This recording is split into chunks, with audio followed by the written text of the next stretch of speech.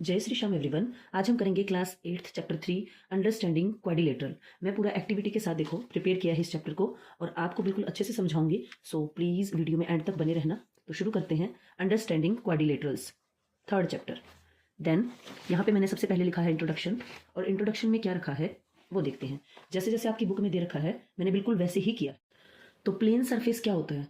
Plane surface, सबसे पहले तो ये जो एक्सरसाइज है वो बेस्ड है 2D फिगर्स पर। ये 2D फिगर्स क्या होते हैं? जो 2 डायमेंशन में बढ़ते हैं। जैसे कि हमारे पास में मैंने ये फिगर लिया है तो ये 2D नहीं है, क्योंकि ये हमारे पास में ऊपर की तरफ उठ रहा है जब हम इसको रख रहे हैं। तो ये 3D शेप है जिसके अंदर लेंथ, ब्रेड्थ और हाइट होती है। और 2D शेप्स कौन सी होती हैं? जिसके अंदर हमारे पास में लेंथ, ब्रेड्थ होती है और उसकी फिगर की हाइट नहीं होती, लेकिन इसकी थोड़ी सी मोटाई है क्योंकि मैंने ये मोटा पेपर लिया है। तो ये जो होते हैं इनके फिगर नहीं कह सकते, इनके अंदर इनमें सिर्फ हम ड्रॉ करते हैं। क्या करते हैं? सिर्फ ड्रॉ। जैसे मैंने इसको कट किया होगा तो कहीं पे ड्रॉ तो किया होगा। तो इन 2D शेप्स को हम क्या करते हैं? यूज करते हैं। जैसे कि मैंने इसको कट आउट करने में इसका यूज किया है। ठीक है, वैसे ये 2D शेप का एग्जांपल है, बट स्टिल ये ऊपर उठा हुआ है तो ये भी 3D ही हो गया ना अभी तो, क्योंकि इसकी कुछ मोटाई है, यहाँ से पेपर ज़्यादा मोटा है।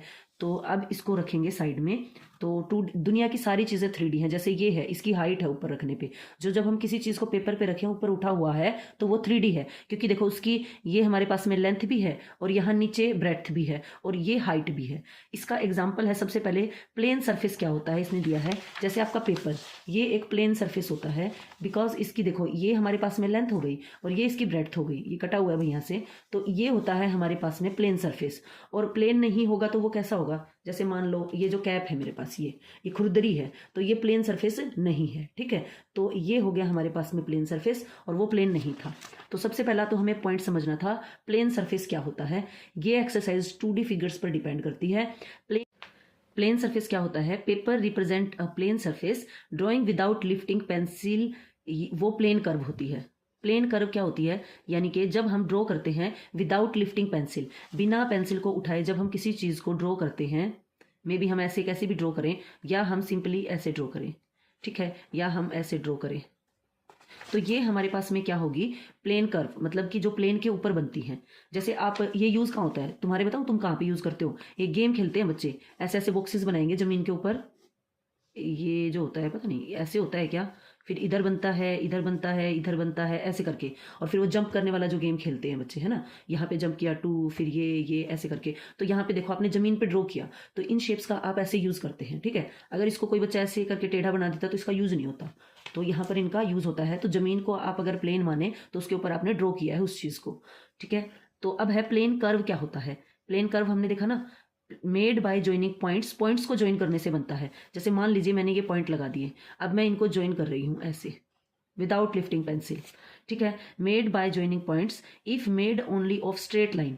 अब जैसे मान लो ये तो मैंने ऐसे ड्रॉ कर दिया, अगर किसी छोटे बच्चे को ये पेपर दे दिया जाए तो वो मान लो कॉर्नर ना बनाए, ऐसे ज्वाइन कर दे। ठीक है, अगर वो लाइन से, सीधी लाइनों से इसको बनाएगा, स्ट्रेट लाइन से, तो वो हो जाएगा पॉलीगन, और अगर ऐसे बनाएगा तो वो हो जाएगी कर्व।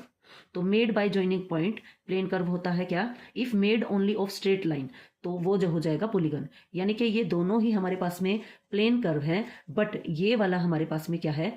ये हमारे पास में है पॉलीगन। तो यहां से हमने क्या देखा पॉलीगन के बारे में? पॉलीगन एक्चुअल में क्या होता है, क्या डिफरेंस है इस प्लेन जो कर्व वाले फिगर में है और पॉलीगन में है? पॉलीगन जो होगा सिंपल क्लोज्ड फिगर, दोनों ही वर्ड का अलग मीनिंग होता है। Simple and closed, made of only line segment. अगर हमारे पास में सिंपल का मतलब होता है कि कोई भी लाइन एक दूसरे को काटे ना।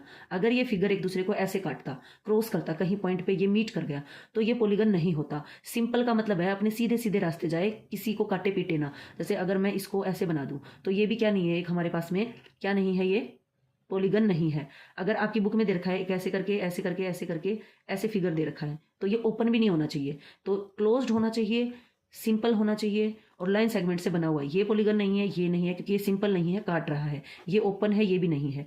और ये है, ये भी नहीं है क्योंकि ये लाइन सेगमेंट से नहीं बना है। ये है क्योंकि ये लाइन सेगमेंट से बना है, क्लोज्ड भी है, और ये हमारे पास में रहा पॉलीगन। तो सिंपल का मतलब है ऐसे ना काटे, क्रॉस करके ना जाए किसी भी लाइन को। क्लोज्ड का मतलब है फिगर बंद होगा, ऐसे कहीं से भी ओपन नहीं होगा। अगर वो थोड़ा सा भी इतना भी ओपन है ना तो वो क्लोज्ड नहीं है, वो ओपन है। Made of only line segment से मिलकर बनेगा। लाइन सेगमेंट आप समझते हो ना, एक होती है लाइन और एक होता है लाइन सेगमेंट, जिसके 2 एंड पॉइंट होते हैं जिसको हम स्केल से मेजर कर सकते हैं। अब देखेंगे अब आगे जो हमारे ये पॉलीगन होते हैं इनके भी टाइप होते हैं। एक होता है कन्वेक्स पॉलीगन और एक होता है कनकेव पॉलीगन। ठीक है, देखो सबसे पहले हमने देखा प्लेन सरफेस कि जो प्लेन सतह है जिसके ऊपर हम ड्रॉ करते हैं उसे हम बोलेंगे प्लेन सरफेस। जमीन, ये पेपर, इसका एग्जांपल हो गया। फिर हमने देखा कि प्लेन कर्व जो होती हैं वो भी आगे 2 पार्ट्स में होती हैं डिवाइड। कर्व वाले में मतलब दोनों ही होंगे, ऐसे वाला भी ये भी है तो दोनों ही प्लेन ना, लेकिन जिसमें ये हो जाए जो लाइन सेगमेंट से ना बने और एक जो लाइन सेगमेंट से बने, जो लाइन सेगमेंट से बनेगा वो पॉलीगन हो जाएगा। पॉलीगन सिंपल होगा, क्लोज्ड होगा, made of only line segment से बना हुआ होगा। उसके बाद में है टाइप ऑफ पॉलीगन। अब ये पॉलीगन भी आगे डिवाइड हो गया है, कन्वेक्स पॉलीगन और कनकेव पॉलीगन। कनकेव, केव का मतलब होता है गुफा। इस फिगर के अंदर क्या बनेगी, गुफा बनेगी इस टाइप से। जैसे ये फिगर मैं बनाऊं, ये ऐसे ऐसे और ऐसे, तो ये देखो इस गुफा टाइप बन रहा है ना। इसके अंदर क्या होगा आगे देखते हैं। तो ये एक कन्वेक्स है और एक कनकेव है।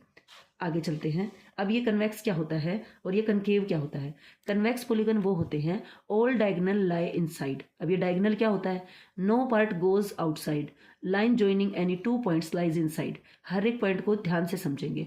All diagonal lie inside. अब जैसे कि मैं अपना ये फिगर उठा लूँ, ठीक है, डायगोनल क्या होते हैं, डायगोनल के बारे में बता रही हूँ पहले कि जैसे कि हमारे पास में ये पॉइंट है, एक ये पॉइंट है, एक ये पॉइंट है, एक ये है और एक ये है। अगर हमें इन पॉइंट्स को मिलाना है, इससे तो ये लाइन ने मिला रखा है इसको, ये इस पॉइंट से मैं शुरू करूं और इसके साथ लगते इसके जस्ट बाद ये वाला है हमारे पास में वर्टेक्स, और ये इन दोनों को छोड़ के इसको मैं वहां मिलाऊं। ठीक है, अब यहां से अगर मैं शुरू करूं तो इसके साथ लगता ये है और ये, इन दोनों को छोड़ूं और इस पे मिलाऊं। फिर मैं यहां से आ जाऊं तो यहां से भी इसके साथ लगता ये है और ये है, इन दोनों को छोड़ के इससे मिलाऊं तो वापस उसी पे आ गया जो यहां से गया था। अगली बार यहां से मैं शुरू करूं तो इसके साथ लगते ये दोनों छोड़ूं और इसको इससे मिलाऊं, तो इसके अंदर कितने डायगोनल हुए, 2 डायगोनल हुए। तो इसी तरीके से जो हमारे पास में ट्रायंगल होता है उसके कोई भी डायगोनल नहीं होते हैं, बिकॉज अगर मैं इस पॉइंट से शुरू करूं, इसका डायगोनल बना ला, तो इसके साथ लगते 2 छोड़ दिए, कोई है ही नहीं तीसरा जिससे मैं मिला सकूं इसको। ठीक है, और स्क्वायर रेक्टेंगल जिसकी 4 साइड्स है उसके अंदर 2 डायगोनल होते हैं। रीजन है मैंने यहां से शुरू किया, इस 2 को छोड़ा, इससे मिलाया। फिर मैंने यहां से अगर शुरू करती हूं तो इसके साथ लगते ये छोड़े, इससे मिलाया। यहां से शुरू करूंगी तो इसके साथ लगते ये 2 छोड़ूंगी, वापिस इसी पे आ जाएगा। यहां से शुरू करूंगी तो इसके साथ लगता ये और ये है, ये छोड़ूंगी और इससे मिलाऊंगी। तो मेरे पास में कितने डायगोनल बनकर आ गए, 2 डायगोनल बनकर आ गए। ठीक है जी, आगे बढ़े। अब हमारे पास में क्या है, ये कहता है कि ऑल डायगोनल लाई इनसाइड। इसके डायगोनल अंदर होंगे फिगर के, बाहर नहीं जाएंगे। No part goes outside, line joining any 2 points lies inside. Main इसके अंदर बात यही है, ये 2 बस ऐसे पॉइंट है, ऑल डायगोनल लाई इनसाइड। कैसे, जैसे कि मैंने मान लो ये फिगर ड्रॉ कर दिया और इसके अंदर मैंने डायगोनल बनाया, तो ये इस फिगर के अंदर ही रहा इसके अंदर ही। एक और मैं फिगर बना देती हूं, मान लो मैं इस टाइप का फिगर बना रही हूं, है तो ये भी पॉलीगन, बिकॉज इसकी क्या है, लाइन सेगमेंट से मिलके बना है, क्लोज्ड है, कोई भी लाइन एक दूसरे को काट नहीं रही है। अगर मैं यहां से इसका डायगोनल बनाना शुरू करूं तो इसके साथ लगता ये छूटेगा, ये छूटेगा, तो ये लाइन एक इससे मिलेगी और एक ये लाइन मेरी मिलेगी इससे। ठीक है, दूसरा अगर मैं यहां से शुरू करूं, यहां से, तो इसके साथ लगता ये पॉइंट छोड़ूंगी, ये छोड़ूंगी, इसको इससे मिलाऊंगी और इसको इससे मिलाऊंगी। तो मेरा जो ये वाला डायगोनल है, ये डायगोनल देखो ये बाहर चला गया है। ये कहता है कि जो हमारे पास में कन्वेक्स होता है उसका कोई भी डायगोनल बाहर नहीं जाएगा, और इसका ये वाला डायगोनल देखो बाहर चला गया। तो यही डिफरेंस होता है। और इसके अंदर एक और डिफरेंस है कि जैसे मैंने ऐसे फिगर बनाया था वो ऐसे, ठीक है, तो इसका ये हिस्सा देखो, इस फिगर को देखे तो ये बाहर निकला हुआ है। और दूसरी चीज, ये जो एंगल है, सबसे बड़ी बात, 90 डिग्री से अबव का मिलेगा। ठीक है, ये एंगल देखो इतना बड़ा एंगल बनेगा, ये रहा अंदर की साइड, अंदर वाले एंगल तो हम देखते हैं ना ये, तो ये एंगल भी बड़ा मिलेगा 90 से अबव का। किसके अंदर, कनकेव के अंदर। तो हमने देखा कन्वेक्स में ऑल डायगोनल लाई इनसाइड, इसका एग्जांपल हमारे पास में स्क्वायर है, रेक्टेंगल है, ट्रायंगल है। Concave polygon, some diagonal lie outside has inward bend. तो इसको, इसके अंदर ये एग्जांपल मैंने इसलिए नहीं लिखे क्योंकि ये फिगर कुछ ऐसे हैं, अब ये इस टाइप से हैं, इनकी शेप देखने से पता चलती है। ठीक है, कि वो शेप कैसी बना रखी है। अब कहने को तो मैं मान लो यहाँ पे मैंने ये ले लिया है पॉलीगन, है ना, इसको थोड़ा सा ये ले लिया, कहने को तो ये भी क्वाड्रिलेटरल है क्योंकि इसकी 4 साइड्स हैं, 1 2 3 4, है ना। तो लेकिन इसके अंदर क्या है, ये अंदर धसा हुआ है, तो देखने से पता चलेगा इसके एग्जांपल्स। ठीक है, आगे बढ़े। अब मैंने क्या किया है, आपको ये चीज़ समझाने के लिए, ये जो हमारे पास में कनकेव और कन्वेक्स हैं, इसके अलावा भी टाइप होता है इसका, टाइप ऑफ पॉलीगन। अब दूसरा है हमारे पास में based on sides and angles. तो जो हमारे पास में पॉलीगन होता है वो किस पे भी बेस्ड होता है, based on side and angle. जब इसकी सारी साइड्स और एंगल इक्वल हों तो वो रेगुलर पॉलीगन होगा। इरेगुलर पॉलीगन कौन सा होगा, जब साइड और एंगल नॉट इक्वल हो। इसका एग्जाम्पल इसने स्क्वायर दिया है, इसका एग्जाम्पल आपको रेक्टेंगल दिया है। दोनों के मैं आपको लाइव एग्जाम्पल दिखाऊंगी। जैसे कि मान लो ये है स्क्वायर मेरे पास में, ठीक है, मैंने यहाँ पे इसको रख दिया है, ये रहा मेरा स्क्वायर।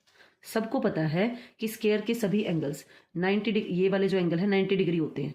सारे के सारे इसके क्या रहे, एंगल इक्वल रहे और इसकी साइड्स भी इक्वल रही, इक्वल लेंथ की। ठीक है, तो ये हो गया हमारे पास में रेगुलर पॉलीगन। अब दूसरा हमारे पास में है इरेगुलर पॉलीगन, ये वाला। इसके अंदर क्या है, एंगल तो मे भी सारे के सारे इक्वल हों, लेकिन इसकी ये साइड बड़ी है, ये छोटी है, ये इसके इक्वल है, ये इसके इक्वल है, मतलब कि सारी की सारी इक्वल नहीं है। तो वो हमारे पास में क्या हो जाएगा, इरेगुलर पॉलीगन। अब दिमाग में क्वेश्चन आना चाहिए, तो क्या सिर्फ स्क्वायर और रेक्टेंगल ही इसके एग्जाम्पल हैं? देखो, रेगुलर पॉलीगन के एग्जाम्पल इक्विलेटरल, ये जो ट्रायंगल है जिसके सभी एंगल 60 डिग्री होते हैं और साइड इक्वल होती हैं। स्क्वायर हो गया, ये बता दिया मैंने आपको। ये आपका है 1 2 3 4 5 साइड्स का पेंटागन। ये है 1 2 3 4 5 6 हेक्सागोन। तो जो पॉलीगन होते हैं वो क्या क्या होते हैं, एक तो ट्रायंगल से शुरू होता है, सबसे छोटा 3 साइड का, फिर 4 साइड का, फिर 5 साइड का, फिर 6 साइड्स का। इनके नेम होते हैं पॉलीगन्स के ऐसे, है ना। तो ये हो गया ट्रायंगल, देन क्वाड्रिलेटरल जिसकी 4 साइड हैं, देन पेंटागन, देन हेक्सागोन, ऐसे ये चलते जाते हैं।